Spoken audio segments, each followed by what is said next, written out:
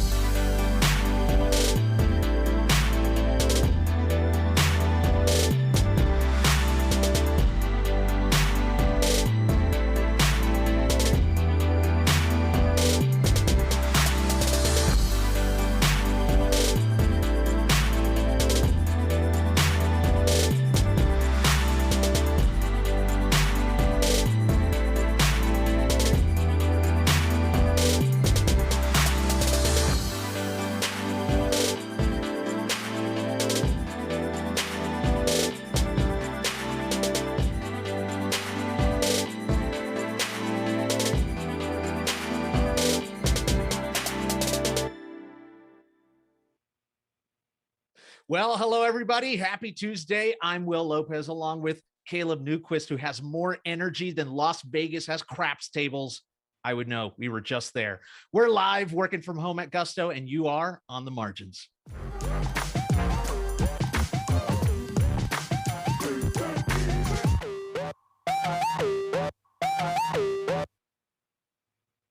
Caleb, have you recovered from the 5-day stint in Las Vegas? I would say mostly.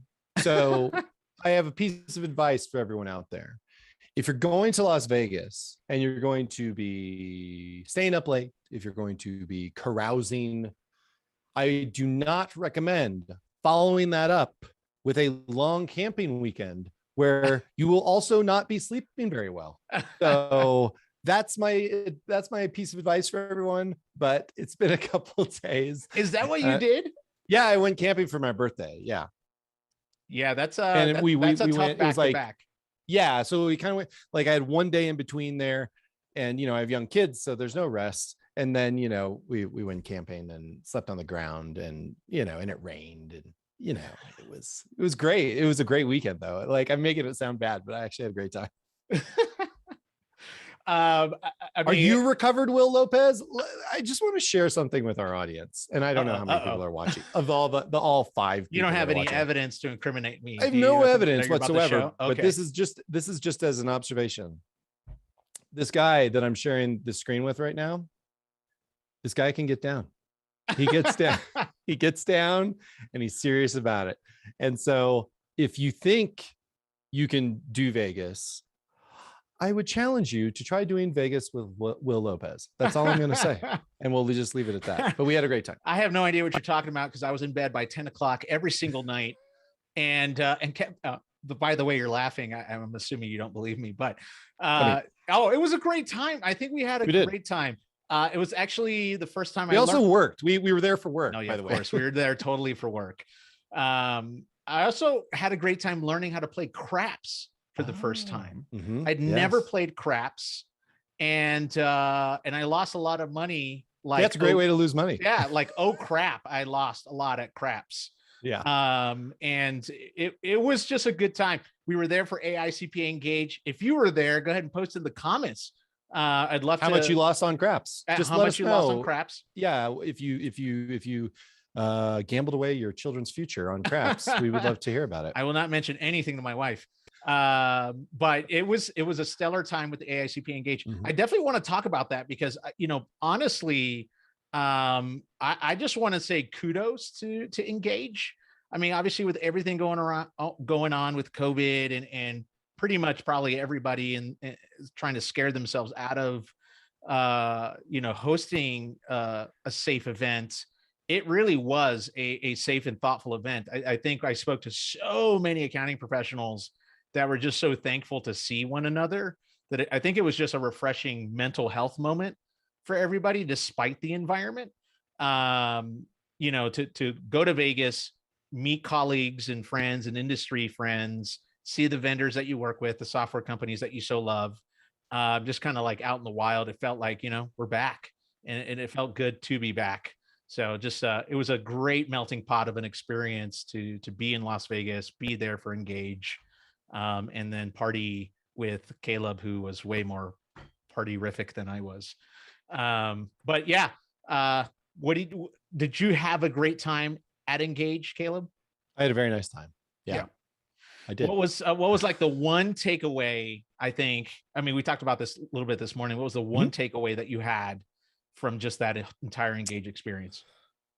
I think you touched on it a little bit. I think people were excited to be together again after, the long period of, not doing events, even with kind of the resurgence of the Delta variant and that kind of hanging over things, especially in a place like Las Vegas, where people are coming from everywhere. Yeah. It kind of, there was something in the air a little bit, but there was also some nervousness, I might say, but there was also excitement. There was lots of people, and people were engaging, and they were having a good time, and they were learning stuff. I think the other thing that comes to mind for me is that accountants do love learning new things. They like learning and engaging with their peers and trying to take their firms and their clients to new heights of success and growth and whatever.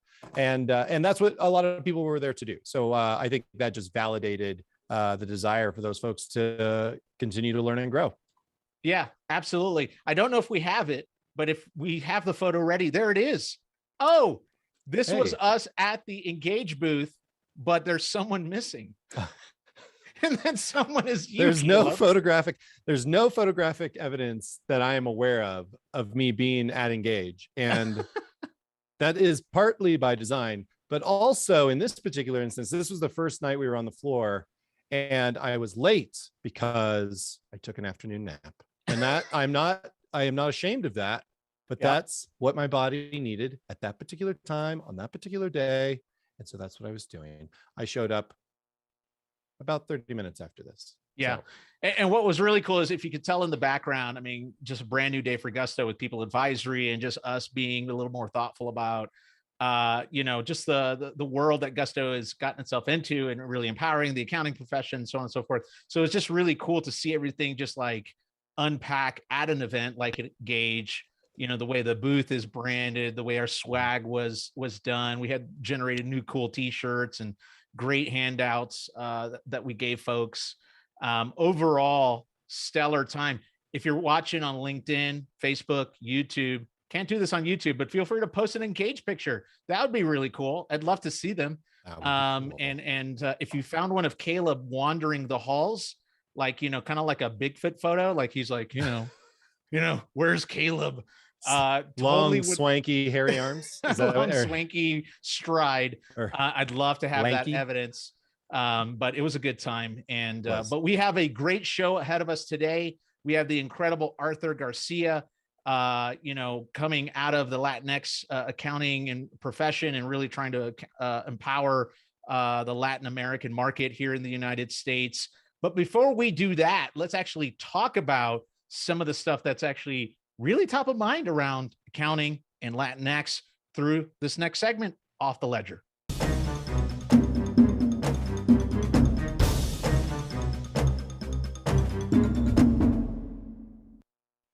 Nice transition. Do you like that ominous sound? I do very much. I like that transition. Hey, you know what? You and I talked about this a long time ago. In fact, I want to say this was probably one of our first early, like 4 weeks in, Will's 4 weeks in conversation, which was, wow, like the Latinx, market, individuals, professionals.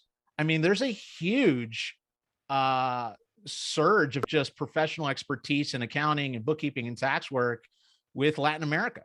Latin individuals here in the United States, they're extremely entrepreneurial. The market's really advanced. And I remember you and I were talking about how do we create webinars at Gusto that are in Spanish and kind of playing with that idea. And so what's really cool is to see just how far it's progressed, but yet at the same time, there's still not a lot of enablement for Latinx professionals. I mean, we were like, at the time we were talking about, doing a webinar in Spanish, for our Latinx accountants and customers. And there was some resistance at first, and particularly because at the time Gusto wasn't offered in Spanish, and and there's some translation, like you can do some translation, but it's not great. And that's not unusual, by the way. Like virtually no platforms that are used for small businesses or their products are offered in Spanish. There's very little customer service support offered in Spanish, and so it's very limited, I should say. I'm sure there is some, but it's very limited. And I think I've had conversations with lots of people within Gusto about what we're doing to try to serve this segment, and it's a tough nut to crack. And there's lots of reasons for that. And I think Arthur is probably the best person to kind of expand on those reasons. But it's something that you and I have talked a lot about, and that we're both like determined and passionate about finding solutions for, because number one, if there's two ways you can look at it, right? there's a really good business case for this, because it's the Latino businesses are the fastest growing segment of businesses in the United States. Right. And number two, these are our friends and our neighbors and people that we see every day and that we patronize their businesses every day, and we want them to be successful. And so I think, them getting the tools that they need in order to run their businesses as best they can, I mean, it's critical for them. And so I think, like we've talked about, and what I've mentioned is that we're really working as best we can to find better solutions. Yeah.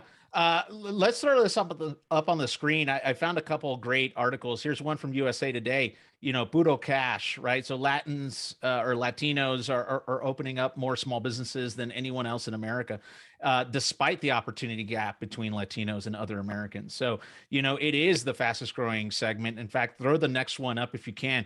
But over the past 10 years, and this is through the International Society of Logistics, which is over the past 10 years, right? The number of Latino business owners grew 34%. Check this out, compared to 1% for all other business owners in the US. I mean, clearly 3,400% increase, based on any other business demographic, which is pretty shocking. And then I think if you show the last one from 2018 to 2019, this is through Biz2Credit, the average annual revenue just year over year, because of that fast growing, demographic and culture and background, 46%. I mean, it's through the roof. And I think if there's anything that shows that, not only from a business case, supporting our neighbors, but, they are extremely entrepreneurial. I tell you the story, Caleb, that like my parents were business owners, right? So my dad's from Puerto Rico, my mom's from Mexico. So I'm either a Mexican or Puerto Mexican, whichever you want to like slice and dice that. But they loved owning their business. They were extremely passionate owning their business. In fact, a lot of my family owns businesses. My cousins, my nephews, other uncles and aunts, just extremely entrepreneurial.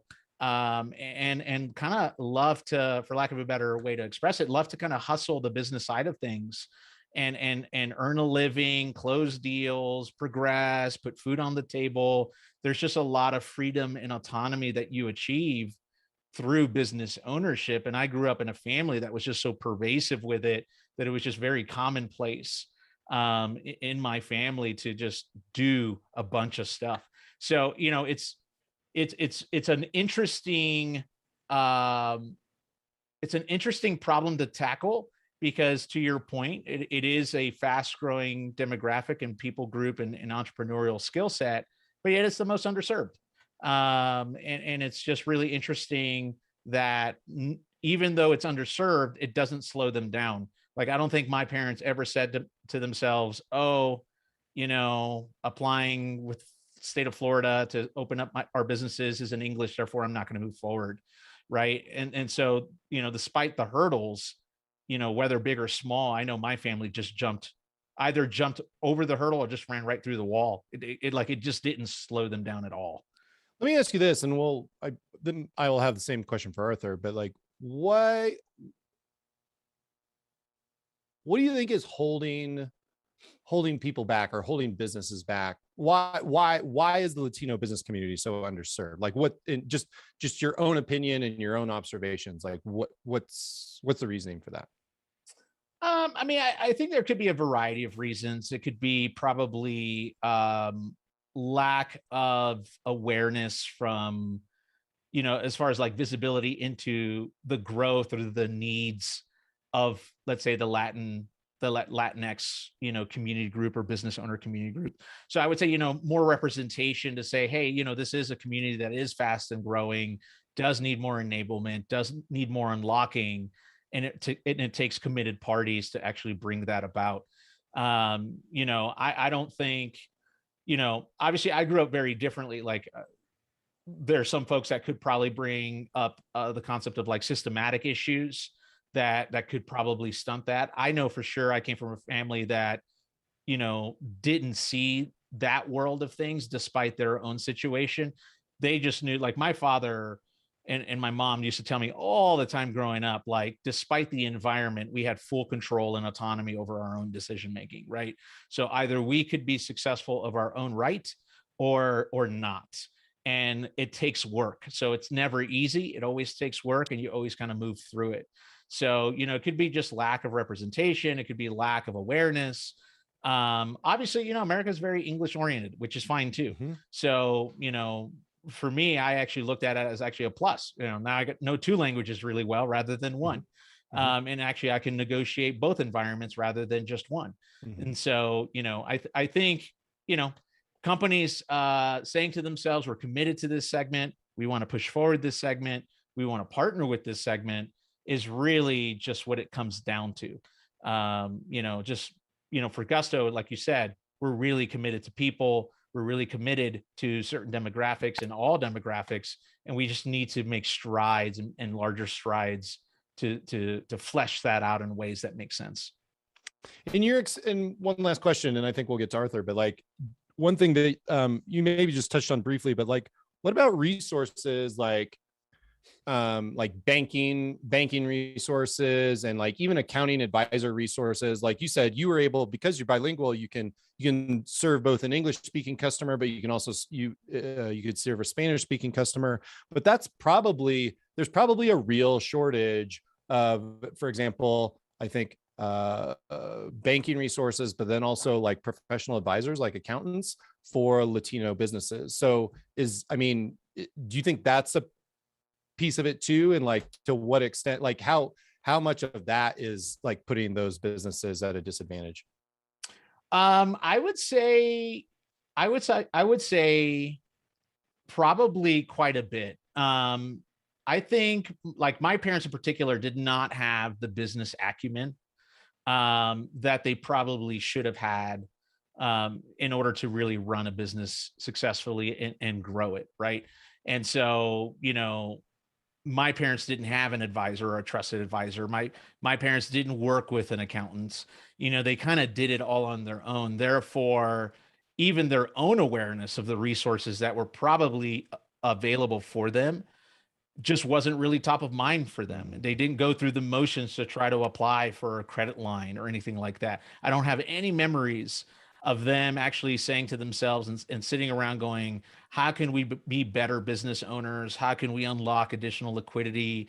How can we just access more stuff? I think my parents only had a very, I would say maybe two-dimensional view of owning a business, and just didn't have the acumen to really pull that stuff off. And I think for my family growing up, and all my cousins and nephews and all the kind of stuff that and nephews and nieces that own businesses, even now, I don't know what their business acumen is. They just know that they love to make money.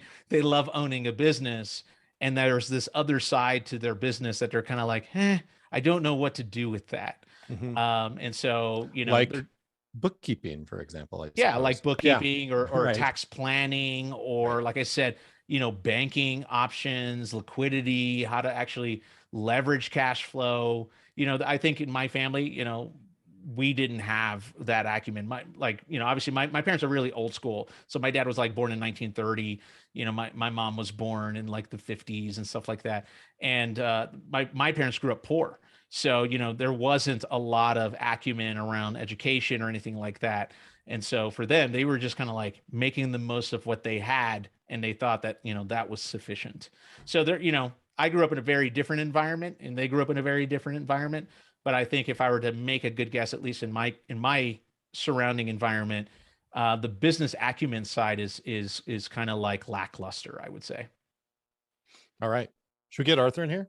Yeah, let's do that. Hey, Cool. But before we actually transition over to Arthur, if you're watching us on LinkedIn, Facebook, or YouTube, subscribe. But if you want to expand your advisory services and offer clients more value, Gusto is the people advisory platform of choice for modern accountants. It's powered by our people platform. We make it easy for accountants and bookkeepers to pay, onboard, insure, and advise our hardworking clients and teams. And better yet, you can get People Advisor certified through the payroll industry's first ever advisory certification program. You'll combine your financial expertise with people-focused guidance to better serve clients. You also get access to great perks to support your firm, your clients, grow your firm. So you can partner with Gusto today, introduce your firm and your clients to better people operations and more at gusto.com/get certified. That's gusto.com/get certified. All right. Hey, you know what? Let's get Arthur in the room. Let's welcome our next guest to the show. Arthur is a tech leader in the Latinx space, co-founder and CEO of Somos, co-founder of Contabia Alliance, and fellow accounting top 20 under 40. We're getting old, Arthur. Like the 40 is throwing us off. Needless to say, Arthur is an incredible force in the Latinx community world. Arthur, we're honored to have you on the margins. Thank you for joining Caleb and myself. Hey, Will. Hey, Caleb. It's a pleasure to be here with you. Thanks for reminding me on how longer in the tooth I'm getting, Will. Yeah, I think, I'm about, I no longer qualify for, very soon we'll no longer qualify for those. But hey, it's a great recognition. It's an honor to receive those types of accolades for the work that we do. And so it's definitely a pleasure to be here with you. I enjoyed you sharing your story of your family, your experience, and, a lot resonates. And I think there's just something that happens when there's someone that connects with you on your story, like regardless of where you're from. It's just like, yes, like I get you. Yep. So, happy to be here and happy to talk about this incredible opportunity in the market and in the community, and, happy to rap about it with you guys. Hey, real quick. So tell us, how did you get yourself here into a position where your main heart and thrust of things is really to support Latinx community, especially around the accounting profession, and even, launching things like, the Contabia Alliance? Sure. Well, I always like to start these types of conversations with, maybe a disclaimer, right? So when we say Latinx, we're talking about Hispanic, Latino, Chicano, Mexican American. I personally identify as Mexican American, but just so that we're, on the same page, we know who the community that we're talking about. How I got started, well, my parents were immigrants. They both immigrated from Mexico to Colorado, where they met. And they also had an entrepreneurial mindset. And so I grew up working in the family taco truck before taco trucks were cool, right? There was no food truck parks, like we have here in San Francisco. And so we were able to grow that to a restaurant and later a banquet hall. But I think one of the critical things there is that's kind of where I started with helping them with payroll, with the bookkeeping, inventory, washing dishes, waiting tables, like everything, like in the business. And when you grow up in a family like that, you become exposed to all the different facets of the business, except for some of the things you hit on, like business acumen. Like, is this the most efficient way to do this? Like, how can we leverage our cash flow? Where should we think about franchising our restaurant? Who should be advising us on it? It should be our accountant. Should it be a financial advisor? Oftentimes, it was family members who were, had good intentions, but again, like the access to those types of resources, who had done it before. So I think, that's one of the challenges of being first generation working in a family business with immigrant parents. Yeah. And I was going to say, I think if you could speak to like the Contabia Alliance, I think through that organization, is the goal to invest into Latinx community efforts and resources to actually build up that business acumen side of things. Absolutely. So the Contabia Alliance was founded to build a community, provide resources, and expand the scope for the accounting community, tax professionals, bookkeepers, accountants in the U.S. So during my tenure at Xero and working with the sales team and working with different channels, it provided the opportunity to work with accounting partners in Latin America as well as the US. So that kind of opened it up, and even provided an opportunity to go to Mexico City and go to Costa Rica and see some of these partners that were utilizing the software, even though it was not in Spanish, but they found a way to make it work because it was by far more advanced and superior to what they were using at the time with local tools that were available. So I connected with a few of my colleagues there, Joel and Hugo, and we said, you know what, we need to do something about this. So we formed the Contavi Alliance with directors. So we established directors, one firm in Mexico, one in Costa Rica, one in Argentina, Venezuela, and then also another in the US. And so some familiar faces that you may know from conferences, from different events. And so we've been able to grow and expand that to over 70 independently owned accounting firms across the Americas, because of the opportunity that exists, so that businesses are expanding from the US and they want to start selling their goods or services in Mexico or Argentina. It's like, hey, you can go within the network. So it's similar to a model like Prime Global or the BDO Alliance, but we found that there was nothing for the small to medium-sized accounting firm that was bilingual and focused on the market in the Americas. So that was kind of like the early stages, and we've kind of iterated from there. But that's kind of the reason why it was started. Yeah, that's great. Caleb, I know you mentioned that some of Arthur's perspectives on resourcing, or even like the fast growth I think that Latinx community is having around entrepreneurship and business ownership. Arthur, in your mind, what could all of us be doing better, as at least those that have the wherewithal, or say the resources, let's say like Gusto or something like that, what could we do better to participate into, enabling, Latinx America around entrepreneurship and business life? Yeah, I think it's opportunities and platforms like this, Will and Caleb, that you're creating to share the facts, right? The data. So you've hit on the fact that the Latino community is by far the fastest growing in terms of entrepreneurship rates. But you can also take a look at that and see that only 3% of those businesses are actually scaled. And by scale, that's that they're generating over $1 million in revenue, which means that, great, lots of businesses, but they're staying small. And so Right. what are the challenges that they're faced with so that they can scale? And so, throughout my career, I've had those kind of prove it moments, right? So I was working on the vendor side of accounting technology, and I said, all right, I need to prove this to myself. So I went to join a large national franchisor to say, look, we're going to create these cloud bookkeeping tax model firms across the country. And we did that. Right. And we exited. And then I said, all right, I've been talking about entrepreneurship. So now I'm going to, scratch this entrepreneurial itch. We started the Contavi Alliance, and that kind of led to what I'm doing now with Somos as well. And so I think that, as I mentioned, it's creating the space like this, it's providing the facts, and then also knowing where to get the resources.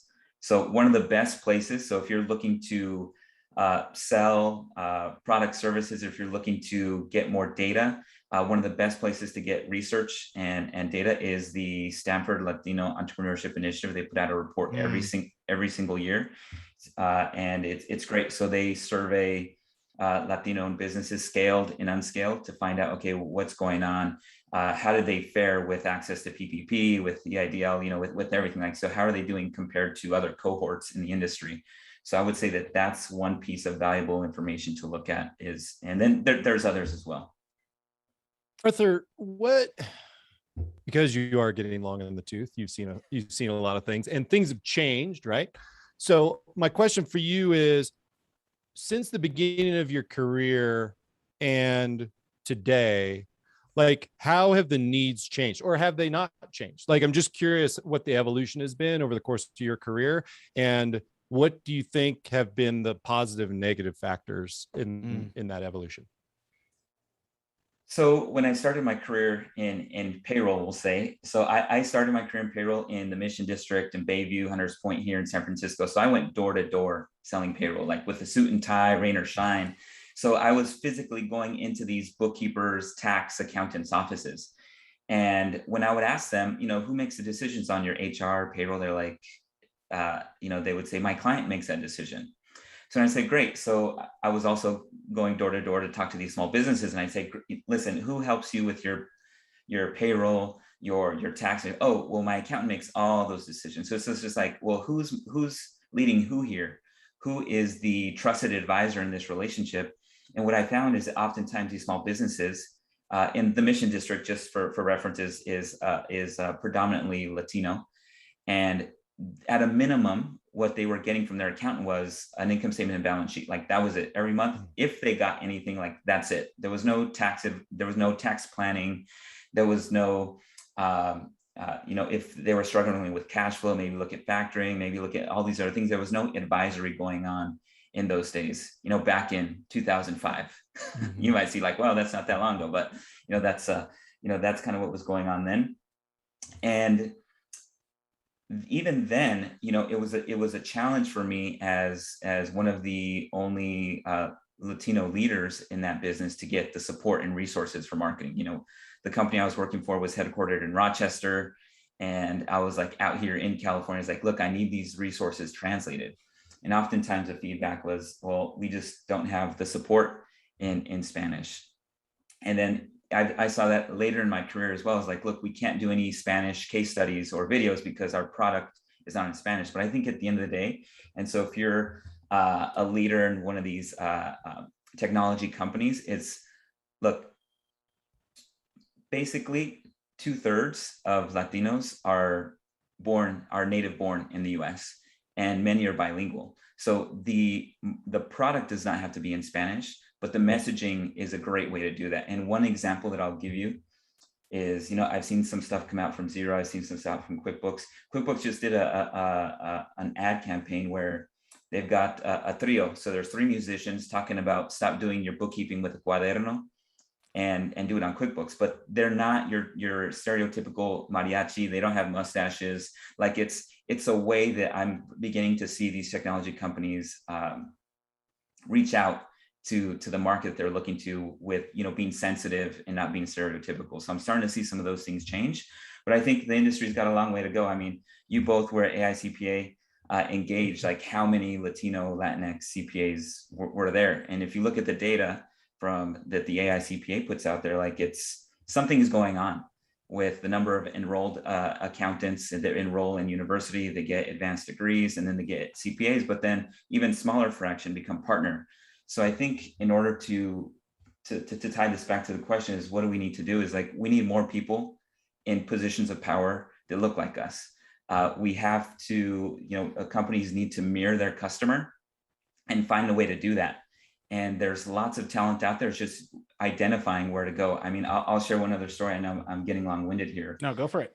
But I remember at a time where I was at a company, I said, look, I need a Spanish-speaking sales rep.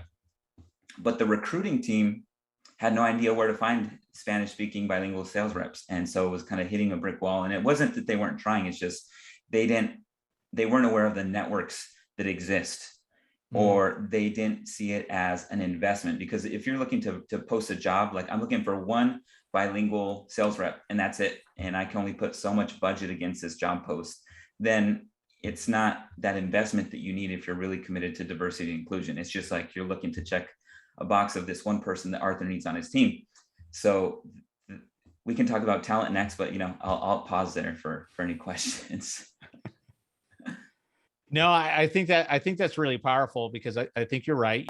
Obviously more awareness, more folks that have earned, the credibility to represent and to really communicate the need of the Latinx America and the needs that you have is a good thing. And I think you're also right. Like, I don't think products kind of need to be in Spanish, right? I think once again, there's a majority of Latinx individuals that are bilingual, that can work in a bilingual environment. But there's definitely a translation that needs to occur from one point of view to another that speaks to Latinx America. And I think that's where it's just like, if that can happen, then the incredible, let's say, advisory power that the accounting profession has been able to unlock the past decade is more accessible, not to those who kind of get it from their point of view, but to others as well from their own point of view,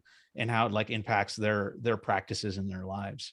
So, I think it behooves anyone who is in power to really consider this as a path forward of just enabling other individuals in a path forward, actually as a route to market or a business opportunity kind of thing.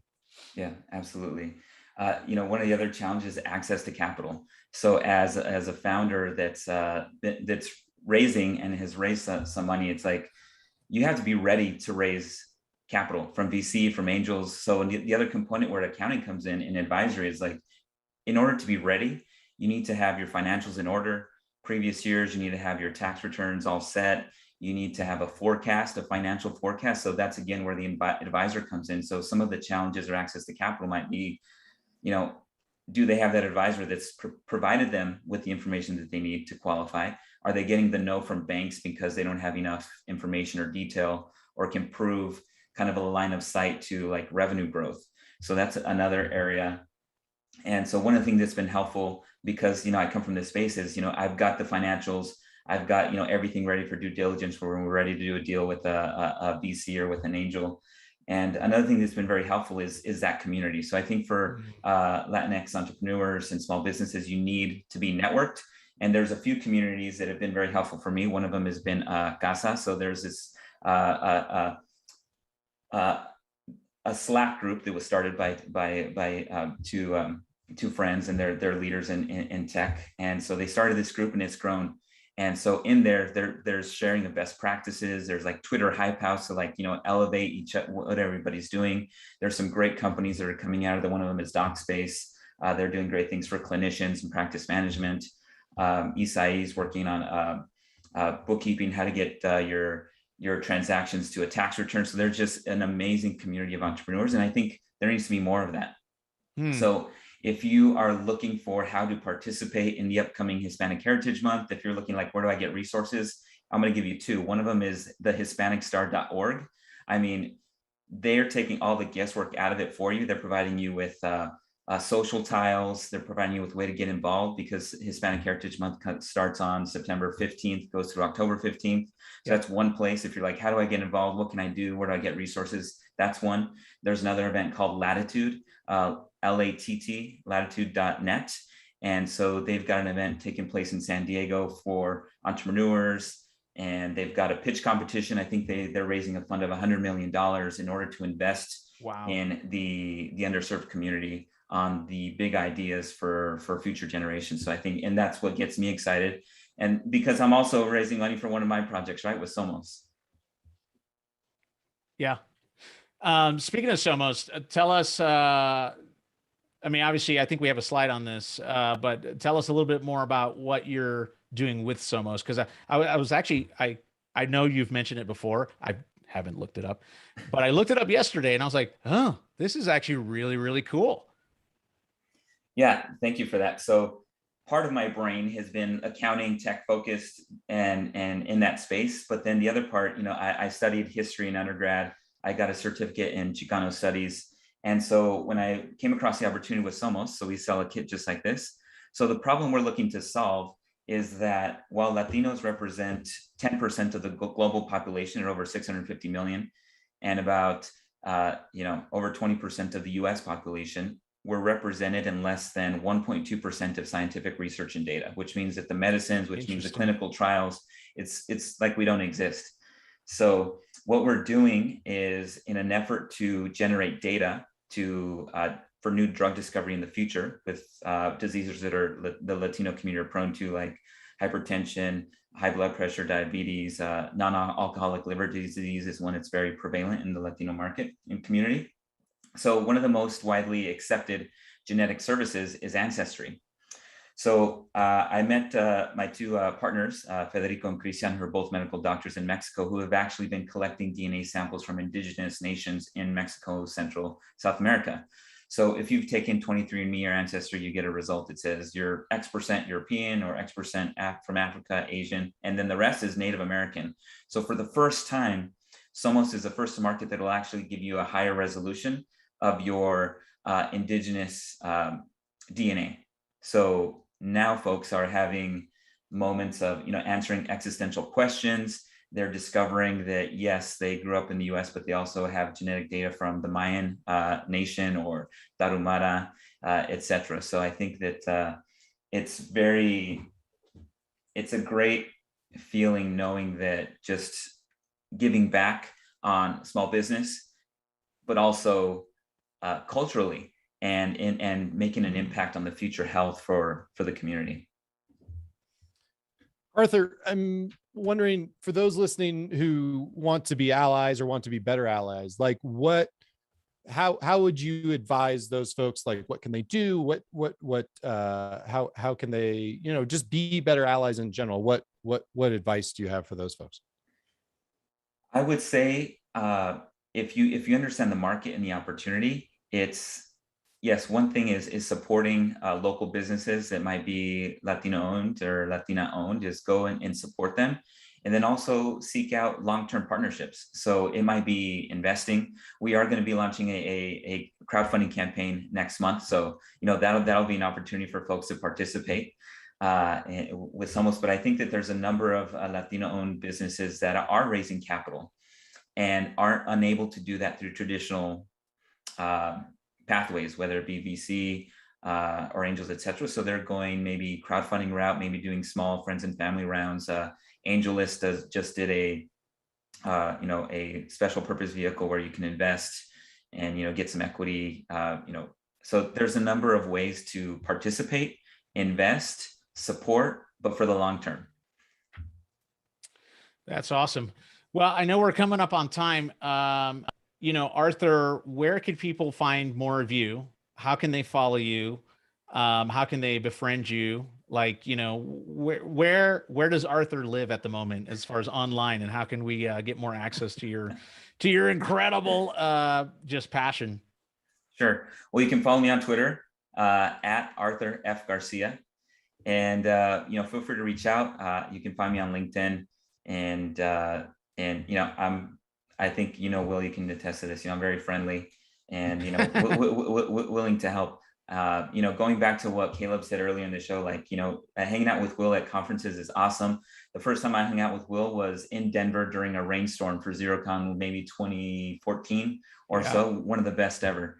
So anyway, I think, definitely reach out. Happy to connect you with some of these networks and communities that I'm involved with, whether it's on the investor side or whether you're just like, I need help. Like, I'm ready to give up on my business, or where do I find an accountant? If you need an accountant, go to contabialliance.com, find an accountant, and you can see a list of a number of our partners there, as well as some of our app partners to get started. Hey, can anyone join Contabi? Great question. So we are looking for folks that are allies that are interested in the market. So whether you're Latino or Latina, or because let's face it, Will, you can't tell by the way somebody looks whether they are Latino or Latina, but you can have an interest and want to invest and partner, or maybe your client base is in that market. So yes, feel free to reach out. There's an application form there. And, we're really looking to curate one of a list of accounting professionals that are well-versed in cloud tools, modern firms, right?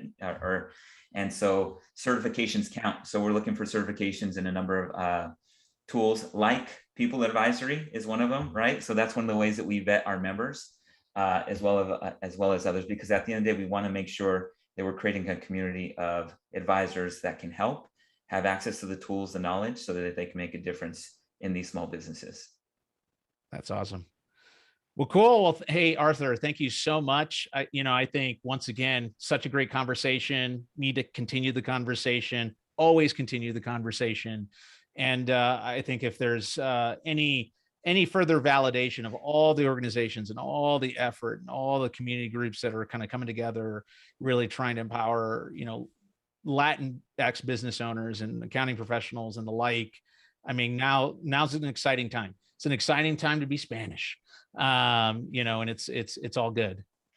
Absolutely. Like, everybody needs their shot. Right. The reason I'm here talking to you guys and, with confidence is somebody gave me a shot, and Rod Drury, and I'll always remember this. Rod Drury said, "Arthur, you've got such a smooth voice. Why don't you just start an internal podcast at Xero?" And I was like, yeah, awesome. The next day I thought he'd forget about it. He's like, "Arthur, when are we recording?" So that moment where he believed in me and said, "Just do this," and held me accountable, you can do that. And that may change someone's trajectory in their business and their career. So that's definitely one of the ways to get plugged in and help and invest in someone. Well, let's end on that high note. Arthur, thank you for coming on. Yep. You're welcome. Thanks, Arthur. Thanks. Well, Caleb, we got a lot of work ahead of us. Man, I mean, Arthur's out there. He's doing the work, man. He's he's a busy dude. yeah. Oh, he's a totally busy dude. In fact, I mean, I don't want to talk about work on a non-work show or kind of a work show, but it just made me think, I wonder if we should create some blog resources, write some blogs to try to aggregate some of all this resourcing that, Latinx accounting professionals can tap into. So we'll follow up with you, Arthur, on that one. But I think there's just so much out there, and Since so much in case you don't have enough to do, enough companies to run, and a big world to change. So hey, if you're watching us, thank you so much.